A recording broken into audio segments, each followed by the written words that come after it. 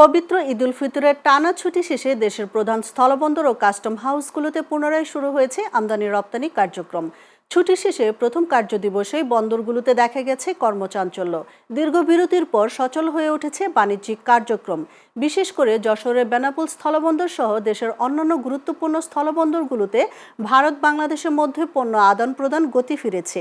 Customs ও বন্দরের সংশ্লিষ্ট কর্মকর্তারা বলছেন, দ্রুত সময়ের মধ্যেই আগের স্বাভাবিক অবস্থায় ফিরে আসবে সকল কার্যক্রম।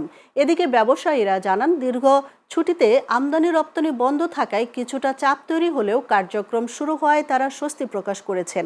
বন্দর সংশ্লিষ্টরা আশা করছেন, আগামী কয়েকদিনের মধ্যেই পণ্য খালাস ও পরিবহন পুরোপুরি স্বাভাবিক হয়ে যাবে এবং দেশের অর্থনীতিতে আবারও গতি ফিরবে।